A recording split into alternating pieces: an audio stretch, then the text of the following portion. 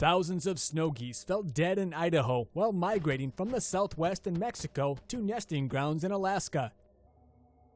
Avian cholera is highly contagious, and the bacteria can survive in wetlands for up to 4 months.